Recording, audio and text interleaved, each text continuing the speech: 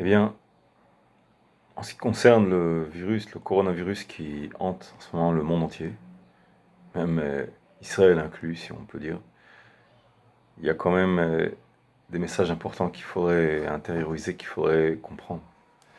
L'un des messages, c'est que d'abord, il existe une arme invincible que l'armée Israël toujours euh, s'est dotée de cette arme qui est vraiment une arme incroyable. C'est tout simplement la Emunat Mima. La Emuna, la foi en Akash Baruch Hu, de savoir que la providence divine, toujours, elle nous entoure, elle nous protège, et elle sait exactement où est-ce qu'elle veut nous guider, nous emmener, dans quel endroit on doit se promener avec elle, quelles épreuves, quelles aventures, quelles mésaventures. Et que à Kol et Tova, que chaque chose qui nous arrive, c'est pour le bien, c'est pour le mieux.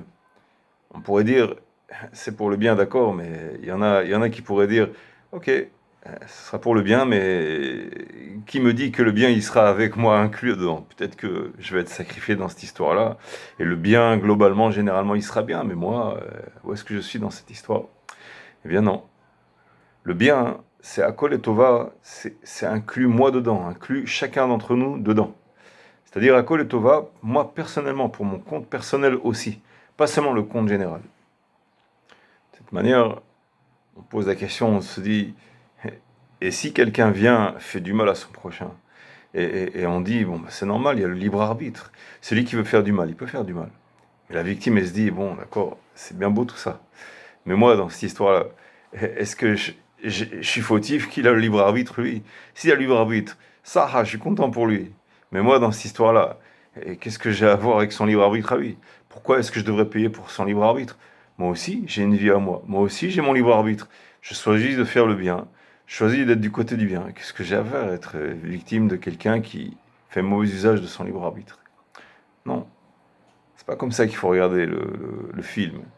Le film, il est, en fait, ça, que je vois beaucoup, il sait comment diriger les événements de manière à ce que même si une personne, elle a le sentiment d'être victime, en réalité, cette victime, entre guillemets, vis-à-vis d'Akadosh Baruch Hu, c'est pas quelque chose qui a été loupé ou qui a été, comment dirais-je, fait par erreur ou une bavure ou quoi, chas v'shalom. Non, mais elle, cette personne-là, la victime, entre guillemets, cette personne-là, elle a un compte personnel entre elle et Akadosh Baruch Hu. Qu'Akadosh Baruch Hu, il fallait qu'il lui fasse en quelque sorte une certaine mésaventure ou une certaine épreuve.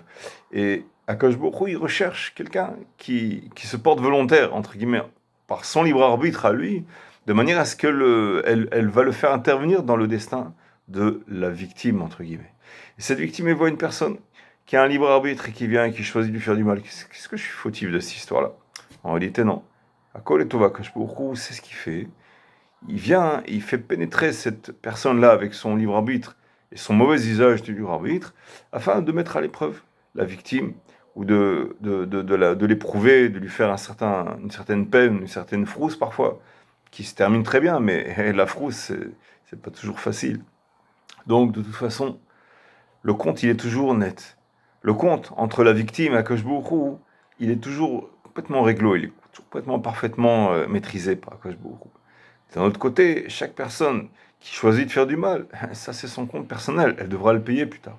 Mais il est inconcevable que cette personne-là qui fasse mauvais usage de son libre arbitre vienne et intervienne par bavure, par erreur, dans le destin d'une tierce personne, en se disant, voilà, puisque j'ai un libre arbitre, il faut donc que j'ai un cobaye pour que je puisse exercer mon libre arbitre sur une personne. Non, ça ne marche pas comme ça. Parce que si théoriquement il y avait personne qui puisse être la victime potentielle de ce libre arbitre mal utilisé, à ce moment-là, non. Si on pouvait penser à un exemple pareil, à ce moment-là, il ne pourrait pas faire mauvais usage de son libre arbitre, ou alors choisir le mal, mais sans pouvoir l'exercer. Que beaucoup il l'empêcherait. Ce serait impossible qu'il exerce son mal sur des gens qui sont immunisés, entre guillemets. Lui donne une immunité que Akash Baruch Hu nous a doté, c'est la Emouna, la force de la Emouna, de savoir que tout est sous le contrôle absolu d'Akash Baruch Hu. Et nous, surtout les Bnei Israël, surtout les Juifs, où qu'on soit, et en particulier en Eretz Israël, mais même à l'étranger, d'une façon peut-être progressivement moins évidente, mais de toute façon, un Juif, il est sous la providence divine d'Akadosh Baruch Hu. Et si, du fait qu'il soit éloigné d'Eretz Israël, ou du fait qu'il soit sous une mauvaise posture, dans un endroit où il y a beaucoup d'impuretés, beaucoup de non-juifs, beaucoup de choses qui sont passées. Et donc, il a un peu, entre guillemets, peut-être il se dit, peut-être qu'il est pris au piège, qu'est-ce qu'il va faire maintenant? La force qui peut compenser et qui peut lui résoudre, en fait, le problème et lui combler le manque, ce serait sa émouna, sa foi en Akadosh Baruch Hu. Je vous racontais un petit épisode de la Gemara. Une Gemara dans Choulin, d'Avzaïn, à Moudbet, 7e page de la Gemara. Rabbi Hanina, lui, il avait une émouna très forte, à tel point que même par rapport à d'autres Chachamim, il avait une émouna qui était, entre guillemets, peut-être plus forte que certains autres. Il y avait, à cette époque-là, une sorcière excessivement dangereuse, qui, elle, prenait pour tuer certaines personnes, et elle prenait plaisir parfois à tuer des juifs, et surtout des Chachamim. Elle ramassait derrière leurs pas de la poussière sur lesquelles ils avaient marché. Elle ramasse cette poussière, et avec cette poussière, elle faisait ce qu'elle faisait dans la magie noire ou dans sa sorcellerie. Et voilà qu'on entend, Dieu préserve, pas longtemps après, qu'un tel Chacham il est décédé, et ensuite un tel Chacham il est décédé, et un autre. Et un jour, les Chachamim ils voient que cette sorcière, ni plus ni moins, elle se dirige après les pas de Rabbi Hanina. Elle se dirige après lui, et elle prend la peine de ramasser, elle veut ramasser de la poussière. Alors devinez pourquoi, qu'est-ce qu'elle veut faire? Elle veut s'en prendre à Rabbi Hanina, Dieu préserve. Et voilà que les Chachamim voient que Rabbi Hanina, il se retourne vers elle, et il ramasse, il se penche lui-même. Et très poliment, il prend un peu de poussière et lui tend, il lui dit, pourquoi tu te donnes la peine? Tiens, prends un peu de ma poussière. Alors, ce qui est, comment dirais-je, d'abord, il faut prendre en note que cette Gemara-là, elle se passe à Bavel, Talmud Bavli, c'est pas en Eretz Israël. Même si en Eretz Israël, on a quand même un mérite plus important. Mais même en Chus La'aretz, voilà, qu'est-ce qu'il a fait Rabbi Hanina? Il a quand même osé, il a pris de la poussière. Et il lui a tendu dans la main, il lui a dit, voilà, prends, pourquoi tu te donnes de la peine? La sorcière, elle se regarde comme ça, elle le regarde, elle dit, mais il sait très bien ce que je veux faire avec. Pourquoi? Comment ça se fait qu'il n'a pas de crainte? Comment ça se fait qu'il n'a pas peur? Il tremble même pas. Qu'est-ce qui se passe? Elle a senti quelque chose qui n'allait pas. Bon, elle a pris de la poussière, et elle a fait ce qu'elle a fait. Rabbi Hanina, Baruch Hashem, il continue à dandiner à droite et à gauche, aller à vivre en très bonne santé, Baruch Hashem, jusqu'à ce que la sorcière, tout simplement, à force de s'ennuyer, de répéter les mêmes opérations et que ça marche pas, ça donne rien. Bon, elle a dit, elle s'est tombée. Les Chachamim, ils ont été voir Rabbi Hanina. Ils lui ont dit, mais comment ça se fait que... On est content, hein, mais qu'il ne t'arrive rien. Mais comment ça se fait qu'il t'est rien arrivé? Et deuxièmement, non seulement il t'arrive rien, mais en plus, tu savais très bien qu'il t'arriverait rien, puisque tu t'es permis de te retourner, de poliment prendre de ta propre poussière, de lui tendre dans sa main. Tu n'as pas eu peur. Comment ça se fait? Qu'est-ce que tu as fait? C'est ça la grande question. Chachamim eux-mêmes, qui étaient Chachamim, ils ont posé cette question à Rabbi Hanina. Rabbi Hanina, il l'a regardé, il leur dit, cette sorcière-là, d'où elle tient sa force? D'où est-ce qu'elle détient cette force de détruire? Elle détient sa force de qui? Il est obligatoire, il est absolument nécessaire que sa force, elle découle de la racine d'Akadosh Baruch Hu. C'est vrai qu'elle découle de la racine d'Akadosh Baruch Hu par des chemins tortueux, à Horaim, des Ahoraim, des clipotes, toutes ces histoires d'impureté, que c'est la face cachée d'Akadosh Baruch Hu, tout ça. Mais, sauf, à la fin du compte, c'est Akadosh Baruch Hu qui ouvre le robinet ou qui le ferme pas. Et à ce moment-là, cette sorcière-là, elle a la force de vivre, de faire sa sorcellerie et d'exercer ce qu'elle exerce, etc. Qu'est-ce que j'ai fait? Il a dit, ah bien, tout simplement, eh bien, j'ai demandé à Akadosh Baruch Hu qu'il lui ferme le robinet. Je sais très bien que elle, sa force vient d'Akadosh Baruch Hu. J'ai demandé à Akadosh Baruch Hu, en milvado, à part lui, il n'y a rien. J'ai demandé à Akadosh Baruch Hu que lui-même, il intervienne, et que dans mon cas précis, moi, je suis boter avec Akadosh Baruch Hu. J'ai confiance en Akadosh Baruch Hu. Il va tout simplement lui couper la force. Elle va rien faire pour moi, à tel point que, bon, puisque c'est comme ça, j'ai plus rien à craindre de cette sorcière-là. Et donc, je lui ai donné de la poussière. Rachamim, ils ont regardé ça, ils étaient époustouflés. Ils se sont dit, mais tiens, c'est un antidote assez incroyable, assez impressionnant. Et donc, on apprend de cette Gemara-là que la force de la Emouna, elle est telle que même dans les conditions les plus absurdes, les plus incroyables, dans les contradictions les plus totales, non. Si Akadosh Baruch Hu, il a décidé que tel juif, il vivra. Et si ce juif-là, il est botéard, il est complètement appuyé sur Akadosh Baruch Hu, il a une émouna très forte, il se dit, non, je sais que je suis dans les mains de qui? D'Akadosh Baruch Hu. Maintenant, D'accord, alors il va être sauvé, mais moi je comprends pas. Il y a une question qu'on se pose, mais l'autre juif aussi, qui a été pris par cette sorcière, ou par une épidémie ou autre chose, Dieu préserve, ou un accident de la route, Dieu préserve. Lui aussi, il était dans les mains d'Akash Baruch Hu. Comment ça se fait que l'autre, il n'a pas été sauvé, que celui-là, il a dit qu'il était dans les mains d'Akash Baruch Hu, il a senti, il a exprimé qu'il était dans les mains d'Akash Baruch Hu. Il a ressenti un confort total, une confiance totale en Akash Baruch Hu. Et lui, du fait qu'il a ressenti tout ça, qu'il a exprimé tout ça, il a été, entre guillemets, plus dans les mains d'Akash Baruch Hu que les autres. Comment c'est possible d'expliquer une chose comme ça? Quel rapport de corrélation entre le fait qu'il exprimait et qu'il soit forcé de dire qu'il est dans les mains d'Akash Baruch Hu pour que justement il soit plus que quelqu'un d'autre dans les mains d'Akash Baruch Hu. Pour ça, nous avons le livre Chovot HaLevavot. Chovot HaLevavot, dans le début, le tout début du Sha'ar HaBetachon, la porte du Bitachon, de la foi en Akash Baruch Hu. Au tout début, eh bien, il ramène tout simplement un principe qui est une base absolument, vraiment élémentaire dans la Emouna.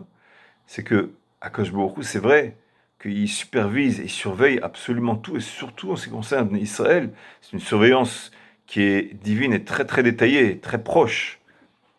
Mais le Ben Israël, Chaz v'Shalom, il peut un peu gâter cette chose-là. Comment? Il croit par exemple en une force maléfique ou bénéfique aussi. Une force maléfique, ça peut être quelque chose de dangereux, un terroriste, un microbe, ou un événement, ou une pauvreté, ou une menace. Toutes sortes de choses qui puissent donner dans le cœur d'un Ben Israël l'impression que ça y est, il est cuit. Comment il va s'en sortir encore de cette impasse-là? Alors si il ressentira une force qui peut lui influencer en mal, ou même en bien, entre guillemets, aussi, mais s'il ressent que ce mal-là, il peut l'atteindre, Dieu préserve, et par sa crainte, et par l'expression de sa crainte, à ce moment-là, Akash Baruch Hu, dans le Sha'ar HaBetachon, il explique que qu'est-ce qu'il fera? Tout simplement, il va enlever de sa surveillance très détaillée et très proche de ce Ben Israël-là, et il va la faire passer à l'objet ou à la même menace qui constituait la crainte de ce juif-là. C'est-à-dire que Akash Baruch Hu, il sait dans le cœur du juif de quoi il craint, en quoi il a confiance. Si le juif il a confiance en Akash Baruch Hu d'une façon absolue, il le dit, j'ai confiance, et il sent, il fait un effort de manière à ce que son cœur soit vraiment, il soit complètement rassuré, à ce moment-là, Akash Baruch Hu, il le reprend, il le met sous sa tutelle absolue, et de cette manière, il sera immunisé, il sera protégé comme un écran magnétique, il sera vraiment mis sous la protection de Akash Baruch Hu d'une façon beaucoup, beaucoup plus forte et absolue. Et donc, alors ça veut dire quoi? Donc on ne prend pas de précaution, on n'a plus besoin de prendre aucune précaution, non, Chas v'Shalom. On doit faire l'effort de prendre toutes les précautions qu'on puisse, mais il faut comprendre une deuxième base. D'abord, on a dit il faut faire confiance à Akash Baruch Hu. Il faut savoir, c'est Akash Baruch Hu qui envoie la tête chercheuse du virus ou de n'importe quoi. Elle envoie la tête chercheuse à Akash Baruch Hu, il sait très bien où il veut envoyer ce virus. Mais il faut donc que le juif il sache que c'est Akash Baruch Hu qui est derrière tout ça, d'une part, mais d'autre part aussi, il faut qu'il fasse l'effort de se protéger. Pourquoi? C'est Akash Baruch Hu, il nous protège absolument. Pourquoi on a fait l'effort? Simplement, c'est une mitzvah. Akash Baruch Hu, tout simplement, il nous a ordonné, comme il nous a ordonné de croire en lui, il nous a aussi ordonné, il nous a ordonné de prendre des précautions, de nous soigner, de faire tout ce qu'on peut pour éviter le danger. Mais il faut comprendre que ces précautions qu'on a prises, ce ne sont pas elles-mêmes en réalité qui nous ont protégés. Tout simplement, c'est le mérite de la mitzvah. La foi qu'on a dans Akash Baruch Hu qui nous a dit « Prends tes précautions, je ferai le reste », c'est ça qui va nous protéger. On va terminer avec une belle parabole qui va un petit peu illustrer ce principe-là, qui va nous expliquer pourquoi, effectivement, les précautions qu'on prend, elles sont nécessaires, mais que ce ne sont pas réellement elles. Tu te contredis là. Qu'est-ce qui se passe? Tu me dis d'un côté, c'est inefficace, d'un côté, mais il faut absolument le faire. Alors, explique-moi. Il y avait un jour, ça c'est le Rabbeinu Yosef Haïm, dans la Haggadah de Pessah. Il raconte ça au début, tout début, quand il parle de Bdikat Hametz. Bientôt, on va devoir vérifier le Hametz. Il explique quand il y a le Bdikat Hametz. À ce moment-là, on va aller dans Horim, Sdakim, dans tous les coins de la maison, et on va chercher le Hametz. Et le Hametz, en fait, il illustre le Yetzera, le mauvais penchant. Et Rabbeinu Yosef Haïm m'explique que quand un juif, il fait cette mitzvah extraordinaire de vérifier, de chercher le Hametz, à ce moment-là, il donne un signal dans le ciel. Et dans le ciel, On voit que ce juif-là, il cherche le Hametz pour l'éliminer. Alors, qu'est-ce qu'ils font dans le ciel? Ils disent, bon, puisque ce juif-là, il cherche à éliminer le Hametz, eh bien, on va éliminer son Hametz, on va lui enlever le Hametz, on va lui enlever tout le mal, toute l'impureté, et tout ce qu'il veut éliminer. Alors, qui c'est qui a éliminé? C'est le juif ou c'est dans le ciel? Du ciel, ils attendent le signal de ce juif-là qui fasse l'effort de faire ce qu'il faut. Et une fois qu'ils voient cet effort-là, à ce moment-là, eux, ils feront tout nécessaire pour appliquer la volonté de ce juif-là qu'il a entamé par ses actes. Il y avait un jour un juif qui se promenait dans le désert avec une canne. Et quand il se promenait dans le désert avec sa canne, il était absolument tout seul. Simplement au loin, qu'est-ce qu'il voit? Il voit un lion atroce, un lion vraiment arrogant, atroce et surtout affamé. Et le lion, il le repère avec ses deux yeux de flèche là, il commence à foncer comme un lion affamé. Et le type, il sait très bien, il évalue la distance, il se dit bon, il en a à peu près pour, je sais pas moi, 20, 30 secondes à vivre, c'est tout. Qu'est-ce qu'il fait? Il prend sa canne, il ne sait plus quoi faire. Au lieu de paniquer, de faire n'importe quoi, de courir, ça sert à rien, ça va lui donner peut-être une seconde de plus à vivre. Il prend la canne et il commence à la mettre en joue comme ça. Et il commence à viser en direction du lion. Avec son jouet et avec son petit doigt comme ça, il regarde le lion et il dit, ah, tu vois, il fait un petit mouvement, clac, il tire sur la gâchette imaginaire. Et au moment où il tire sur la gâchette, il entend une super détonation. Et il voit le lion qui a pris quelque chose, et il voit qu'il commence à aller en zigzag, et qui tombe raide mort. Et il regarde sa canne, il dit, mais qu'est-ce que c'est? C'est pas possible. Il commence à l'embrasser. C'est quoi cette canne magique? C'est quoi ça? C'est quoi cette histoire? En réalité, Rabbi Yosef Haïm nous explique que cet homme-là, il n'avait pas vu qu'en amont, même si c'est un désert, il y a quand même des amont, des vallées. En amont, il y avait un chasseur qui était caché. Et ce chasseur-là, il avait des jumelles. Avec sa jumelle, il regarde à droite et à gauche. Il cherche, peut-être qu'il y a un bon gibier, quelque chose, une bonne occasion. Et il voit un type complètement bizarre, avec une canne. Qu'est-ce qu'il fait là en plein désert, sans rien? Et il se met à viser quelque chose d'une façon imaginaire. Avec sa jumelle, il regarde sur la ligne de direction de la joue, là où il dirige son fusil imaginaire. Et il voit un lion complètement affamé qui fonce sur sa victime. Alors qu'est-ce qu'il fait tout de suite? Il prend son fusil de tireur d'élite, il commence à viser, il vise bien, et au moment où il s'approche, il tire dedans. Boum! C'est juste au moment où le type, il a appuyé sur la gâchette imaginaire de sa canne. Rabbi Yosef Haïm nous explique, c'est ça exactement la force de la mitzvah. Nous, on doit prendre nos précautions. Et avec nos précautions qu'on prend, qu'est-ce qu'on fait? On donne le signal à Kadosh Baruch Hu qui nous protège. Et en même temps, si on a la force de comprendre, comme il dit le Ramban, que cette force-là des mitzvot, de la ishtadlut, de l'effort qu'on fait, c'est pas réellement ça qui fait qu'on est protégé. Mais c'est Akadosh Baruch Hu, lui, qui protège. On sait que c'est Akadosh Baruch Hu qui protège, qui fait tout, et qu'on n'a rien à craindre, parce qu'il est notre Père dans le ciel. À ce moment-là, Bezrat Hashem, on est protégé, on sera protégé, nous et nos familles, Bezrat Hashem, Kol Am Israël. Et on vivra encore de bons jours, de bonnes époques, Bezrat Hashem. Le Mashiach Tzidkenu, il viendra, Bekaro viendra bientôt, Bezrat Hashem. Et on pourra encore vivre de longues années en bonne santé.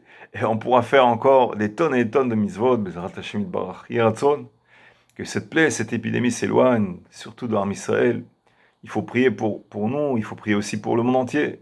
Parce que la Gemara, le Midrash, il raconte que si le monde entier souffre et reçoit une épidémie, c'est aussi en partie à cause d'Arm Israël, pour plusieurs raisons. Parce que nous, d'abord, on est Arm Israël, qu'on fait les mitzvot et on soutient le monde. Donc si le monde souffre, c'est aussi parfois à cause de nous.